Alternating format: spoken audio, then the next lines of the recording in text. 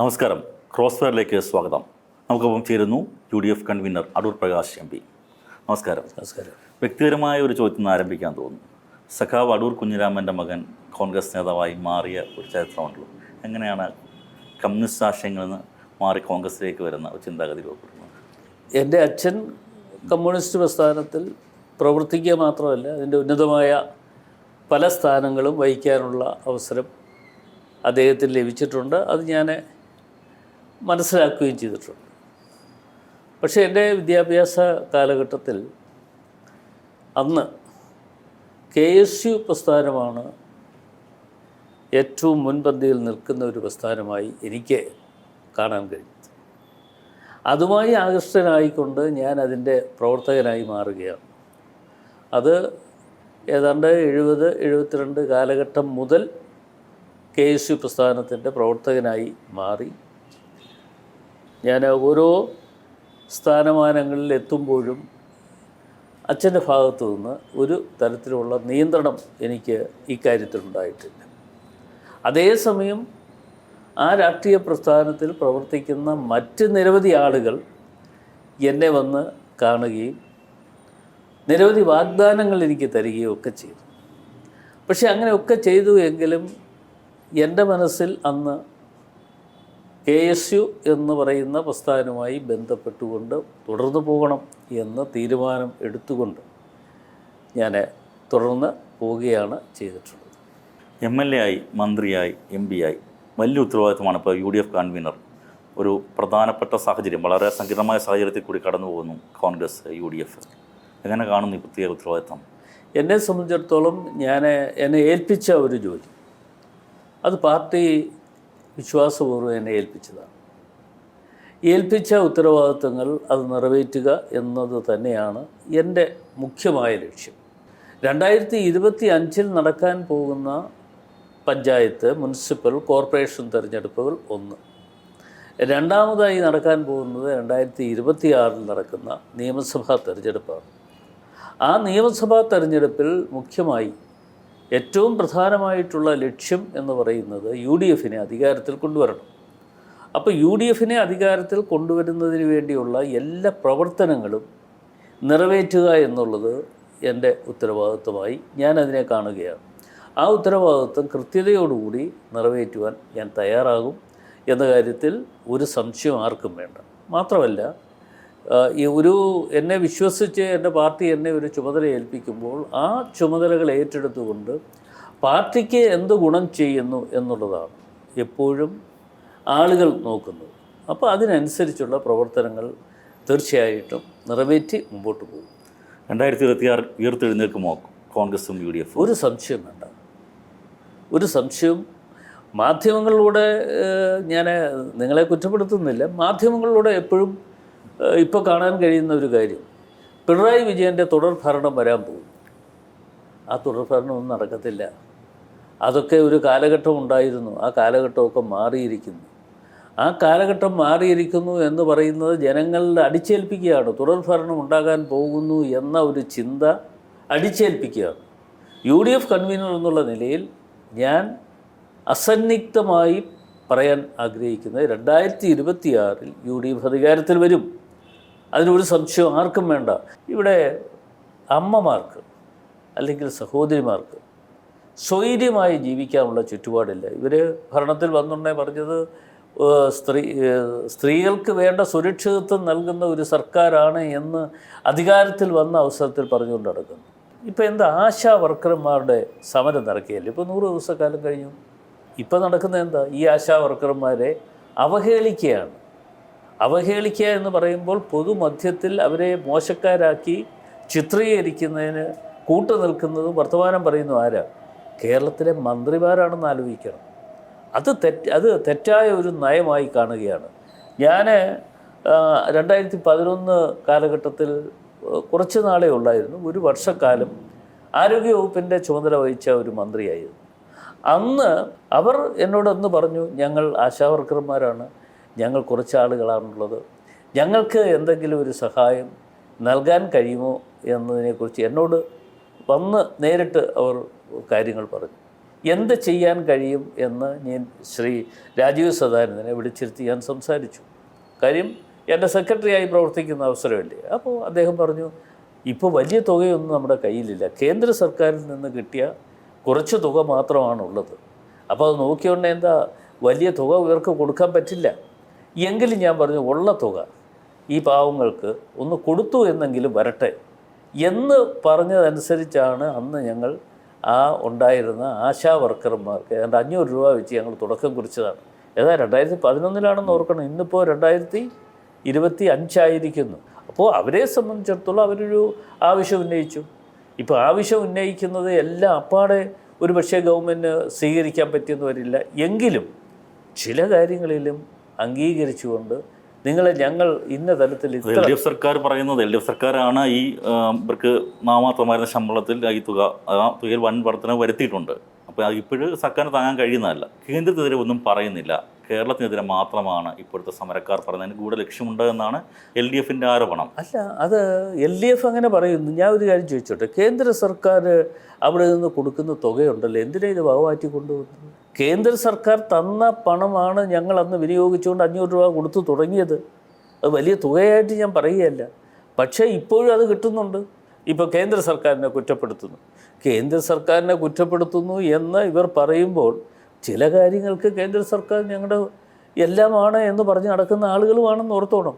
അല്ലാതെ കേന്ദ്ര ഗവൺമെൻറ്റിനെ കണ്ണടച്ച് ഇവർ ആക്ഷേപിക്കുകയല്ല ചെയ്യുന്നത്. ഈ ഭരണവിരുദ്ധ വികാരം ആ ഒരൊറ്റ ഇത് നോക്കിയാണോ വിജയപ്രതീക്ഷ തങ്ങൾ പ്രകടിപ്പിക്കുന്നത്? സംശയമില്ല. ഞങ്ങളെ സംബന്ധിച്ചിടത്തോളം ആ കാര്യത്തിൽ സംശയമില്ല. ഭരണവിരുദ്ധ വികാരം എന്ന് പറയുന്നത് ചെറുതല്ല.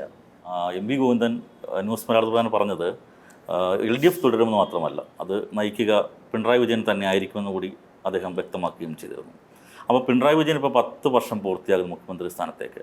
അപ്പോൾ കഴിഞ്ഞ 2021 തെരഞ്ഞെടുപ്പിൽ UDF അടക്കം ഏറ്റെടുത്ത കാര്യമാണ് സ്വർണ്ണ കള്ളക്കടത്തടക്കമുള്ള വലിയ വിഷയങ്ങൾ പ്രചരണായുധമാക്കി. പക്ഷെ അതൊന്നും എഫക്റ്റ് ചെയ്തില്ല. ഭൂരിപക്ഷം കൂട്ടി, സീറ്റുകൾ കൂട്ടി LDF അധികാരത്തിൽ വന്നു. അതുതന്നെയാണ് LDFൻ്റെ പ്രതീക്ഷ. അപ്പോൾ അതിൽ നിന്ന് അത്തരം വളരെ മോശമായ സാഹചര്യത്തിൽ നിന്ന് പോലും വീണ്ടും അധികാരത്തിൽ വന്ന LDF സർക്കാരിനെ, പിണറായി വിജയനെ തളയ്ക്കാൻ എന്ത് ഫോർമുലയാണ് UDFൻ്റെ കയ്യിൽ? അതിനകത്ത് ഒരു കാര്യം നമ്മൾ കാണേണ്ടത്, ഇപ്പോൾ സ്വർണ്ണക്കള്ളക്കടത്ത് ഉൾപ്പെടെയുള്ള കാര്യങ്ങൾ വന്നു എന്ന് പറയുന്നുണ്ടല്ലോ. ഇതാരുടെ സഹായത്തോടെയാണ് LDF സർക്കാർ ഇന്ന് ഇവിടെ നിലനിൽക്കുന്നത്? BJPയുടെ സർക്കാരിൻ്റെ ഒത്താശയോടുകൂടിയാണ് ഇവരിവിടെ ഇന്ന് അധികാരത്തിരിക്കുന്നത്. ആ ഒത്താശ എങ്ങനെ ഉണ്ടായി എന്ന് ചോദിച്ചാൽ ഇവിടെ UDF സർക്കാർ വരാൻ പാടില്ല.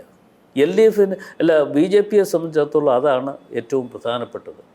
അപ്പോൾ കോൺഗ്രസ് മുക്ത ഭാരതം എന്ന് അവരൊരു പ്രഖ്യാപനം ഉണ്ടാകുമ്പോൾ ആ പ്രഖ്യാപനത്തിലൂടെ ഏതൊക്കെ തരത്തിൽ തകർക്കാൻ കഴിയും, അട്ടിമറിക്കാൻ കഴിയും എന്നതിനെക്കുറിച്ച് ആലോചിച്ച് ചിന്തിച്ചുകൊണ്ട് എടുത്ത ഒരു തീരുമാനത്തിൻ്റെ അടിസ്ഥാനത്തിലാണ് 2021 നടന്ന തെരഞ്ഞെടുപ്പിൽ LDF ഇത്രമാത്രം സീറ്റുകൾ നേടാൻ കഴിഞ്ഞത്. അത് ഞാൻ ഇപ്പോൾ ആ ചോദ്യം ചോദിച്ചാൽ എനിക്ക് സന്തുഷ്ടിയുണ്ട്. എന്താണെന്ന് വെച്ചാൽ അത് ആ കാലഘട്ടത്തിൽ നേരത്തെ കിട്ടിയ വോട്ടും അതിന് ശേഷം കിട്ടിയ വോട്ടുമായി ഒന്ന് താരതമ്യ പഠനം നടത്തിയാൽ വളരെ ക്ലിയറാണ് കാര്യത്തിൽ, ഒരു സംശയം വേണ്ട. നമ്മൾ ഒരു വലിയ ഇടത്തിലല്ല പ്രൊമോട്ട് നോക്കുമ്പം ഒരു 10 വർഷക്കാലത്തിനിടയിലുണ്ടായ ഒരു തിരിച്ചടിയല്ല കോൺഗ്രസിനോ UDFനോ എന്ന് കാണാൻ കഴിയും. അത് 20 വർഷമാകുന്നു. അത് VS സർക്കാർ അധികാരം ഏൽക്കുന്നു. അടുത്ത തവണ 2015 ഉമ്മൻചാണ്ടി സർക്കാർ വരുന്ന വേറെ 3 സീറ്റിന് ഭൂരിപക്ഷത്തോടു കൂടിയാണ്. LDF നന്നായി വിചാരിച്ചിരുന്നെങ്കിൽ അവർ ഭരണം കിട്ടുമായിരുന്നു എന്ന് ഒരു പൊതുവെ എല്ലാവരും രാഷ്ട്രീയ നിരീക്ഷ വിലയിരുത്തിയ കാര്യമാണ്. മാത്രമല്ല അന്ന് 2 ഘടകകക്ഷികൾ UDFനൊപ്പമായിരുന്നു, LDFൽ നിന്ന് പോയിരുന്നു. ജോസഫ് ഗ്രൂപ്പും അതുപോലെ തന്നെ ശ്രേയാംസ് കുമാറും വീരേന്ദ്രകുമാറും ഒക്കെ നയിച്ച ജനതാദളും. അപ്പോൾ അവരെ കൂടെ കൂട്ടിയാൽ പോലും അവർക്ക് അധികാരം പിടിക്കാൻ കിട്ടുന്ന അവസ്ഥ ഉണ്ടായിരുന്നു. അപ്പോൾ അന്ന് 20 വർഷത്തോളം കാലം ഈ ഒരു തിരിച്ചടി കോൺഗ്രസ് നേടുന്നുണ്ട്, UDF നേടുന്നുണ്ട്. പ്രത്യേകിച്ച് അത് പ്രതിസന്ധി നേടുന്നത് കോൺഗ്രസ്സാണ്. കോൺഗ്രസ് എന്താണ് ഈ 20 വർഷക്കാലത്ത് സംഭവിച്ചത്? കോൺഗ്രസിനെ സംബന്ധിച്ചിടത്തോളം യഥാർത്ഥത്തിൽ പലതരത്തിലുമുണ്ട്. ഞാനത് ഇന്ന തരത്തിൽ ചെയ്തു എന്ന് പറയും. ചില തീരുമാനങ്ങൾ കൈക്കൊണ്ട കാര്യത്തിലുണ്ടായ ചില അപാകതകളുണ്ട്. ആ അപാകതകളുണ്ട് എന്ന് പറയുമ്പോഴും അതിനുവേണ്ടി നേതൃത്വം കൊടുത്ത പല ആളുകളുമുണ്ട്. അത്തരം ആളുകളുടെ നേതൃത്വപരമായിട്ടുള്ള ചില നിർദ്ദേശങ്ങളും ഉപദേശങ്ങളും സത്യത്തിൽ ഒരു പാർട്ടി എന്നുള്ള നിലയിൽ പലപ്പോഴും സ്വീകരിക്കേണ്ടതായി വന്നു എന്നുള്ളത് കൊണ്ട് ചില കാര്യങ്ങൾക്ക് വീഴ്ച പറ്റിയിട്ടുണ്ട്, ഇല്ല എന്നൊന്നും ഞാൻ പറയുന്നില്ല. അതിൻ്റെ ഭാഗമായിട്ടാണ് ഒരുപക്ഷെ ആ കാലഘട്ടത്തിൽ LDFന് അധികാരത്തിൽ വരാനുള്ള അവസരം കിട്ടിയത്. കോവിഡിൻ്റെ കാലഘട്ടത്തിൽ ഓരോ വീടുകളും കയറി ഇറങ്ങി 80 വയസ്സ് പൂർത്തീകരിച്ച ആളുകൾക്ക് വീട്ടിലിരുന്ന് വോട്ട് ചെയ്യാനുള്ള അവസരം കൊടുത്തത് എങ്ങനെയാണ്?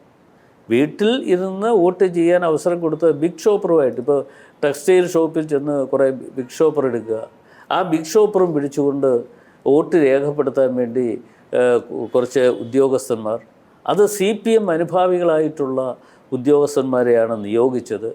ആ നിയോഗിച്ച ഉദ്യോഗസ്ഥന്മാരും പോലീസ് ഉദ്യോഗസ്ഥന്മാരും അവരോടൊപ്പം പോകുന്ന പോലീസ് ഉദ്യോഗസ്ഥന്മാരും നിറവേറ്റിയ ഒരു കള്ളക്കളിയിലൂടെ ആണ് ഏറ്റവും കൂടുതൽ ഇങ്ങനെ വോട്ടുകൾ അട്ടിമറിക്കാനുള്ള ശ്രമം ഉണ്ടായത്.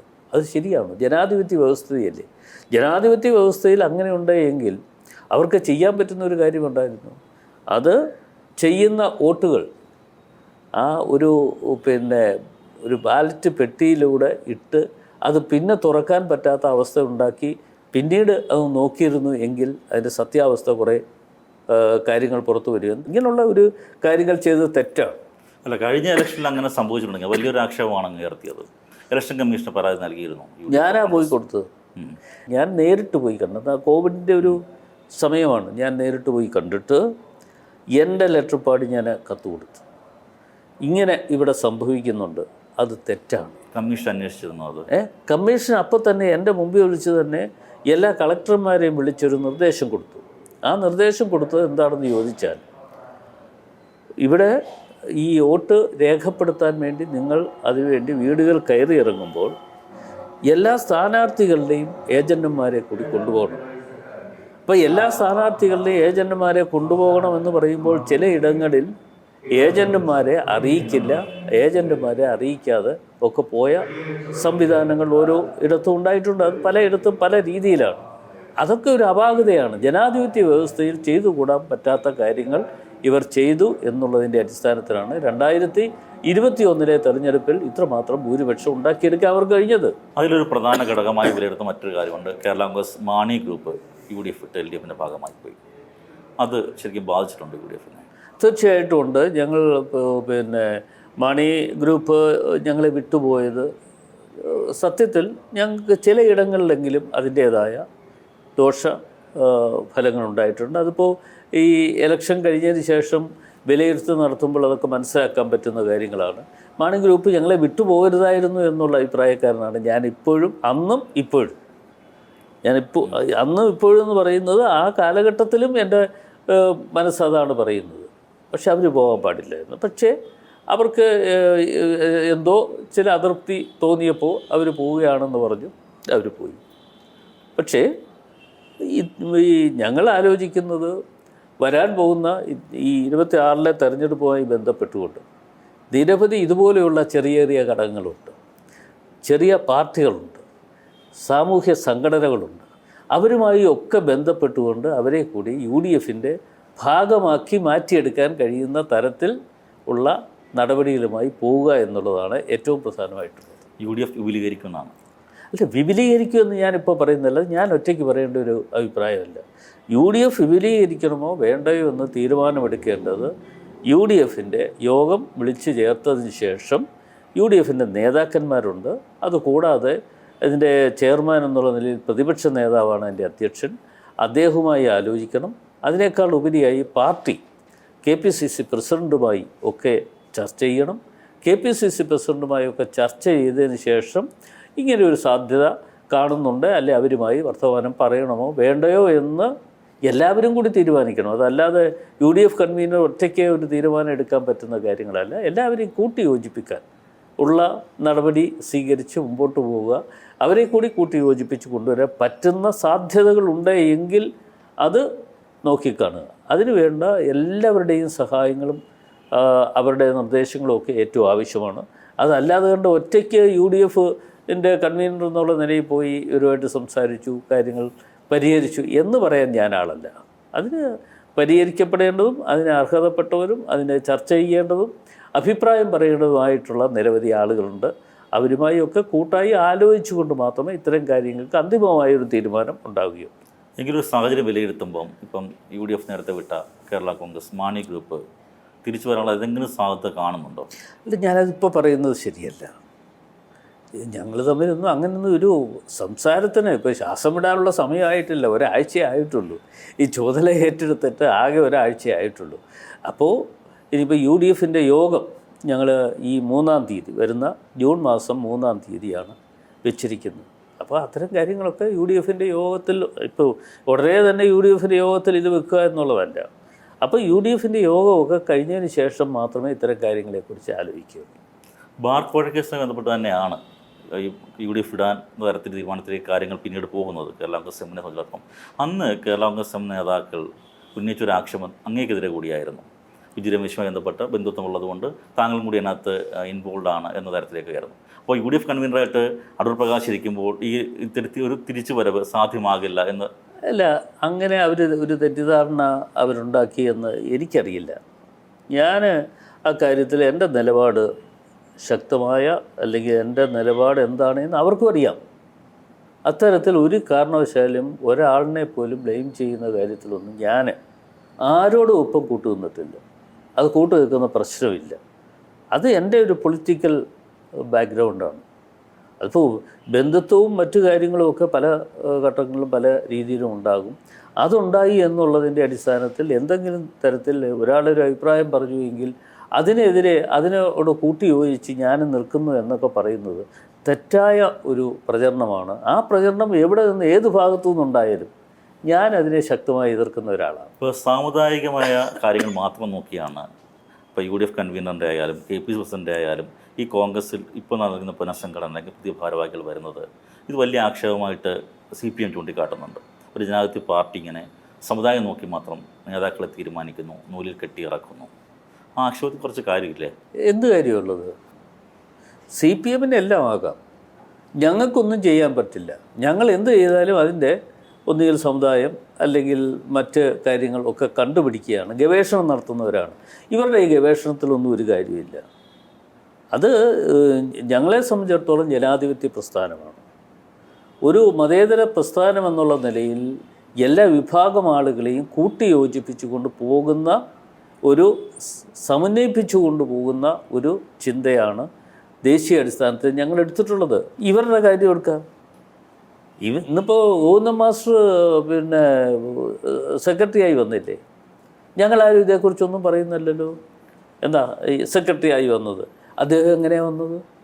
ഞാൻ പറഞ്ഞത് ഇത്തരത്തിലുള്ള പ്രചരണവും കാര്യങ്ങളൊന്നും ഈ ജനാധിപത്യ പ്രസ്ഥാനത്തിലും അല്ലെങ്കിൽ UDF സംബന്ധിച്ചിടത്തോളം ഞങ്ങൾ ഇത്തരം കാര്യങ്ങളൊന്നും വില കൊടുക്കുന്ന ഒരു ഏർപ്പാട് ഉണ്ടാകത്തില്ല. തദ്ദേശ തെരഞ്ഞെടുപ്പ് വരാൻ മാസങ്ങൾ മാത്രമേ ബാക്കിയുള്ളൂ. പലപ്പോഴും ഈ തെരഞ്ഞെടുപ്പുകൾ വരുമ്പോൾ തദ്ദേശ തെരഞ്ഞെടുപ്പിൽ സ്വാഭാവികമായി കണ്ടുവരുന്നത് UDF ഏറ്റവും റിബലുകൾ വരുന്നത്. അത് ഘടകകക്ഷികളുടെ റിബൽ വരുന്നു. അതിൻ്റെ എപ്പോഴും ആ സാഹചര്യം വരും. തുടർന്ന് നിയമസഭാ ഇലക്ഷൻ വരുമ്പോഴത്തേനും അത് സ്വാധീനിക്കുന്നു. ആ റിബലായി നിന്ന ആളുകളെ ഇപ്പോൾ പുറത്താക്കും. അത്തരത്തിലേക്കുള്ള പ്രശ്നങ്ങൾ ഉണ്ടാവാം. ആ പ്രശ്നങ്ങൾ പരിഹരിക്കാൻ എന്തെങ്കിലും ഒരു ഫോർമുല മനസ്സിൽ കാണുന്നുണ്ടോ? ഇല്ല, അതൊരു പ്രധാനപ്പെട്ട ഘടകമാണ്. എപ്പോഴും ഒരു ജനാധിപത്യ പ്രസ്ഥാനം എന്നുള്ള നിലയിൽ ഏറ്റവും കൂടുതൽ ഇതുപോലെയുള്ള എതിർപ്പുകൾ വരുന്ന കോൺഗ്രസ് ഭാഗത്തു നിന്നുണ്ടായിക്കൊണ്ടിരിക്കുന്നത്. പക്ഷേ ഞങ്ങളൊരു തീരുമാനമെടുത്തിട്ടുണ്ട്. ഓരോ മേഖലകളിലും സ്ഥാനാർത്ഥികളെ നിശ്ചയിക്കുന്നത്, അതായത് വയനാട്ടിൽ കൂടിയ ഒരു 2 ദിവസത്തെ ക്യാമ്പ് ഉണ്ടായിരുന്നു. ആ ക്യാമ്പിലെടുത്ത ഒരു തീരുമാനം 2025 എന്ന് പറയുന്ന മിഷൻ, അത് നടപ്പാക്കുവാൻ വേണ്ടിയുള്ള പ്രവർത്തനങ്ങൾ നടക്കുമ്പോൾ അതാത് വാർഡുകളിൽ നിന്നും അവിടെയുള്ള ജനങ്ങളുടെ അംഗീകാരമുള്ള ആളുകളെ ആയിരിക്കണം വാർഡിൻ്റെ സ്ഥാനാർത്ഥിയായി കൊണ്ടുവരേണ്ടത്. അതല്ലാതെ കണ്ട് ഒരാൾ പറയുകയാണ് ഞാനങ്ങ് സ്ഥാനാർത്ഥി ആയിക്കൊള്ളാം എന്ന് പറഞ്ഞാൽ അത് അംഗീകരിച്ചു കൊടുക്കാൻ പറ്റില്ല. അതിന് ഒരു ചട്ടക്കൂടുണ്ടാക്കി അതിനെതിരെ അത് എങ്ങനെ നടപ്പാക്കണം എന്നതിനെക്കുറിച്ച് ഞങ്ങൾക്കൊരു ചിന്തയുണ്ട്. അതുകൊണ്ടാണ് ഞങ്ങളിപ്പോൾ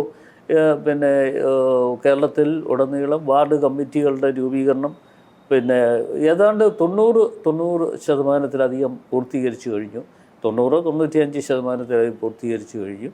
ഏതെങ്കിലും ഭാഗത്ത് എന്തെങ്കിലും വീഴ്ച ഉണ്ടായിട്ടുണ്ടെങ്കിൽ അത് പരിഹരിക്കപ്പെടുന്നതിന് വേണ്ടിയുള്ള നടപടികൾ തുടർന്നുണ്ടാകണം എന്ന നിർദ്ദേശം കൊടുക്കുന്നുണ്ട്.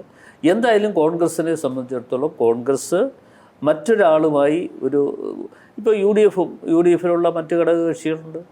അപ്പോൾ അവരുമായി നേതൃത്വ തലത്തിലൊരു ചർച്ച ഉണ്ടാക്കി ചില കാര്യങ്ങൾക്ക് വിട്ടുവീഴ്ച അവരും ചെയ്യണം, ഞങ്ങളും ചെയ്യണം. അല്ലാതെ അവർ മാത്രം ചെയ്യണമെന്നുള്ള അഭിപ്രായമല്ല. തീർച്ചയായിട്ടും UDFന് മുഖ്യ പങ്കാളിത്തം വഹിക്കുന്ന കോൺഗ്രസും അതേപോലെ തന്നെ മറ്റ് ഘടകകക്ഷികൾ എന്നുള്ള നിലയിൽ അവരുടെ ഭാഗത്തു നിന്നും ഒക്കെ വിട്ടുവീഴ്ച പരസ്പരം അങ്ങോട്ട് അതൊരു ധാരണയാണ്. അങ്ങനെ പോകാനാണ് ഞങ്ങൾ ആലോചിച്ചിട്ടുള്ളത്. ഇപ്പോൾ നേതൃമാറ്റം ഉണ്ടായപ്പോൾ തന്നെ അതിന് തൊട്ട് പിന്നാലെയാണ് KPCC പ്രസിഡന്റ് ആയി ആ സ്ഥാനത്ത് മാറ്റപ്പെട്ട കെ സുധാകരൻ അതൃപ്തി വ്യക്തമായി അറിയിച്ചു. അദ്ദേഹത്തെ അറിയിക്കാതെയാണ് ചെയ്തത് എന്ന തരത്തിലേക്ക് തന്നെ. ഞാൻ അത്തരം കാര്യങ്ങൾക്കൊന്നും ഒരു പ്രതികരണത്തിന് ഞാൻ തയ്യാറല്ല. അത് കാരണം അദ്ദേഹം ഒരു മുതിർന്ന നേതാവാണ്, വർക്കിംഗ് കമ്മിറ്റി അംഗമാണ്. അപ്പോൾ അത്തരം കാര്യങ്ങൾക്കൊന്നും മറുപടി പറയാൻ ഞാൻ ആളല്ല. ഈ ഒരു കോൺഗ്രസ് എന്ന നിലയിൽ മറ്റൊരു കാര്യം കൂടി ഉണ്ട്. ശശി തരൂർ വളയത്തിൽ നിന്ന് പ്രവർത്തിക്കണമെന്ന് താങ്കൾ പറയുകയുണ്ടായി. പലപ്പോഴും അങ്ങനെ വളയത്തിൽ നിന്ന് പ്രവർത്തിക്കുന്ന ഒരാൾ, അതിനപ്പുറം കഴിവുള്ള ആളാണ് തനിക്ക് UDF അല്ലെങ്കിൽ കോൺഗ്രസിനുപരിയായിട്ട് വോട്ടുകൾ നേടിയാണ് താൻ ജയിച്ചു വന്നതെന്ന് വളരെ കൃത്യമായി പരസ്യമായിട്ട് അല്ലാതെയും പറയുന്ന ഒരാളാണ് തരൂർ. അല്ല, എൻ്റെ അഭിപ്രായം ഞാൻ പറഞ്ഞു കഴിഞ്ഞു. ഇനിയിപ്പോൾ തുടർച്ചയായി ഇത് പറഞ്ഞുകൊണ്ടിരിക്കുന്ന ഒരു ഏർപ്പാട് എന്നെ സംബന്ധിച്ചിടത്തോളമില്ല. ഞാൻ എൻ്റെ അഭിപ്രായം വെട്ടിത്തുറന്ന് പറയാനുള്ള അവസരം കിട്ടിയപ്പോൾ ഞാനത് പറഞ്ഞിട്ടുണ്ട്. അത് വീണ്ടും വീണ്ടും ആവർത്തിച്ച് എന്നോട് ചോദിച്ചാൽ വീണ്ടും വീണ്ടും അതിനെ ഒരു മറുപടി പറയാൻ ഞാൻ ഇല്ല. 2025 തദ്ദേശ തെരഞ്ഞെടുപ്പിൽ എന്താണ് ലക്ഷ്യം വെക്കുന്നത്? ഞങ്ങളുടെ പ്രധാനപ്പെട്ട ലക്ഷ്യമെന്ന് പറയുന്നത് ബഹുഭൂരിപക്ഷം വരുന്ന പഞ്ചായത്തുകളുടെ ഭരണം UDF അധികാരത്തിൽ വരണം. ആ UDFനെ അധികാരത്തിൽ കൊണ്ടുവരുന്നതിന് വേണ്ടിയുള്ള പ്രവർത്തനങ്ങൾക്ക് നേതൃത്വം കൊടുത്ത് മുമ്പോട്ട് പോവുക എന്നുള്ളത് തന്നെയാണ് ഞങ്ങളുടെ മുഖ്യമായ ലക്ഷ്യം. അതൊരു പാർട്ടി എന്നുള്ള നിലയിലും അതുപോലെ UDF എന്നുള്ള നിലയിലും ഞങ്ങളുടെ എല്ലാവരുടെയും പ്രധാനപ്പെട്ട ലക്ഷ്യം അതാണ്. അതിനുവേണ്ടിയുള്ള പ്രവർത്തനങ്ങൾ ഓരോ മേഖലകളിലും അതാത് പാർട്ടികൾ നേതൃത്വം കൊടുത്തുകൊണ്ട് നടത്തിക്കൊണ്ടിരിക്കുകയാണ്. BJPയുടെ ഒരു സമീപനം ഉണ്ട് എന്ന് പറയുന്ന ആക്ഷേപത്തിൽ കഴമ്പുണ്ടോ? ഞങ്ങളെ സംബന്ധിച്ചിടത്തോളം ഞങ്ങൾക്ക് ഒരു മൃദു സമീപനവും BJPയായിട്ടില്ല. ഫാസിസ്റ്റ് ശക്തികളുമായി ഒരു മൃദു സമീപനവും ഇല്ല.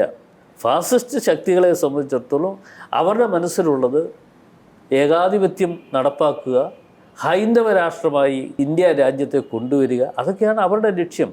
അതിന് ഞങ്ങൾ ഇവിടെ നാനാജാതി മതത്തിൽപ്പെട്ടവർ ഒറ്റക്കെട്ടായി നിന്നുകൊണ്ട് ഞങ്ങൾ ഒന്നാണ് എന്ന് വരുത്തിക്കൊണ്ടാണ് ഞങ്ങളുടെ പ്രവർത്തനമായി മുമ്പോട്ട് പോകുന്നത്. ഒരു സംശയ കാര്യത്തിൽ വേണ്ട. ഞങ്ങൾ എന്നും BJPക്കെതിരാണ്. BJPക്കെതിരെ എന്ന് പറയുമ്പോൾ BJP ചെയ്ത ഓരോ തെറ്റുകളും കുറ്റങ്ങളെക്കുറിച്ചും ഞങ്ങളത് പുറത്തു കൊണ്ടുവരുന്നുണ്ട്. 2026 UDF പരാജയപ്പെട്ടാൽ എന്താവും? അതിപ്പോൾ അന്നത്തെ കാര്യമല്ലേ, ഇപ്പോൾ പറയേണ്ട കാര്യമല്ല. 2026 ഇനിയും കിടക്കുകയാണ്, സമയം കിടക്കുകയാണ്. നമുക്ക് അന്ന് പറയാം. വിജയിക്കും, തിരിച്ചു വരും. സംശയം എന്താ? ഞങ്ങൾ വിജയിക്കും, ഞങ്ങൾ തിരിച്ചു വരും, UDF അധികാരത്തിൽ വരും. ഒരു മുഖ്യമന്ത്രി സ്ഥാനാർത്ഥി ഉണ്ടാവുമോ UDFന്? അപ്പോൾ സംശയം ആ കാര്യത്തിൽ എന്തിനാണ് സംശയിക്കുന്നത്? ഞങ്ങൾക്ക് UDF സ്ഥാനാർത്ഥികൾ ജയിച്ചു വന്നു കഴിഞ്ഞാൽ മുഖ്യമന്ത്രി ആരായിരിക്കണമെന്ന് ഞങ്ങൾ തീരുമാനമെടുക്കും. അത് മാത്രമല്ല, ഞങ്ങൾ തീരുമാനമെടുക്കുക എന്ന് പറയുമ്പോൾ ഈ പാർട്ടിക്ക് ഒരു ഉന്നത ഘടകമുണ്ട്. ആ ഉന്നത ഘടകവുമായി ഒക്കെ ബന്ധപ്പെട്ടുകൊണ്ട് ഞങ്ങളൊരു തീരുമാനം ഉണ്ടാകും. അതിന് ഇപ്പോഴേ ഞങ്ങളത് കുറിച്ച് ആലോചിച്ച് ചിന്തിച്ച് തലപുകഞ്ഞ് ആലോചിക്കേണ്ട ഒരു കാര്യമില്ല. UDF കൺവീനറും അത് ഞാനല്ല തീരുമാനിക്കേണ്ടത്. അത് തീരുമാനമെടുക്കേണ്ടത് പാർട്ടിയാണ് തീരുമാനിക്കേണ്ടത്. പാർട്ടി എന്നോട് പറഞ്ഞു, ഞാൻ അങ്ങനെയാണല്ലോ ഇവിടെ പാർലമെൻറ്റിൽ തെരഞ്ഞെടുപ്പിൽ തന്നെ മത്സരിക്കാൻ വേണ്ടി വന്നത്. പാർട്ടി തീരുമാനമെടുത്ത് എന്നെ ഏൽപ്പിക്കുകയാണെങ്കിൽ ആ ജോലികൾ ഞാൻ ചെയ്യും എന്ന് മാത്രമേ ഉള്ളൂ. അല്ലാതെ ഞാൻ ഒരു തീരുമാനം ഇപ്പോൾ പ്രഖ്യാപിച്ച് ഞാനിവിടെ മത്സരിക്കാം, അതിനൊന്നും ഞാനില്ല, എന്നെ കിട്ടത്തില്ല. സംസ്ഥാന രാഷ്ട്രീയത്തിലേക്ക് തിരിച്ചു വരാൻ സമയമാണെന്ന് തോന്നുന്നുണ്ടോ? ഇല്ല, ഞാൻ അത്തരം കാര്യങ്ങളിലേക്ക് ഇപ്പോൾ മറുപടി പറയാൻ ആളല്ല. മുൻപ് AK ആൻ്റണി മുഖ്യമന്ത്രിയാകും, അല്ലെങ്കിൽ ഉമ്മൻചാണ്ടി മുഖ്യമന്ത്രിയാകും നേരത്തെ പ്രഖ്യാപിച്ചില്ലെങ്കിൽ പോലും പൊതുവെ ആളുകൾക്കിടയിൽ അങ്ങനെ ഒരു സങ്കല്പമുണ്ട്. ഇത്തവണ ഈ കഴിഞ്ഞ തെരഞ്ഞെടുപ്പിൽ ഒക്കെ അടക്കം അത്തരത്തിലേക്കുള്ള ചർച്ചകളുണ്ടായിരുന്നു. പക്ഷേ ഇപ്പോൾ ഈ തെരഞ്ഞെടുപ്പിലേക്ക് പോകുമ്പോൾ 2026 പോകുമ്പോൾ അങ്ങനെ ഒരു മുഖ്യമന്ത്രിയായി ഇന്ന ആളെ അങ്ങനെ ഉയർത്തിക്കാട്ടാൻ കഴിയുന്നില്ല എന്ന ഒരു അവസ്ഥയുണ്ടോ? കോൺഗ്രസ് പ്രസ്ഥാനത്ത് ഉണ്ടായിരുന്ന തകർച്ചയിൽ നിന്ന് ഞങ്ങൾ പുതിയ ഒരു ജീവൻ കൊടുത്ത് മുമ്പോട്ട് കൊണ്ടുവരുന്നതിന് വേണ്ടിയുള്ള പ്രവർത്തനങ്ങൾ നടക്കുകയാണ്. അത് നടക്കുന്ന അവസരത്തിൽ തീർച്ചയായിട്ടും ഞങ്ങൾക്ക് അത്തരം ഇന്ന ആളുടെ മുന്നിൽ നിർത്തി തെരഞ്ഞെടുപ്പിൽ മത്സരിച്ചു എങ്കിൽ മാത്രമേ വിജയം കൈവരിക്കാൻ പറ്റുള്ളൂ, അങ്ങനെ ചിന്തയൊന്നും ഞങ്ങൾക്കില്ല. വലിയ മാറ്റങ്ങൾ ഉണ്ടാവും, തീർച്ചയായിട്ടും ഉണ്ടാവും, ഒരു സംശയം വേണ്ട. മാറ്റങ്ങൾ ഉണ്ടാവും. 2026 UDF അധികാരത്തിൽ വരുമെന്ന പ്രതീക്ഷയിലാണ് UDF കൺവീനർ അടൂർ പ്രകാശ്. അവസാനിക്കുന്നു. നമസ്കാരം.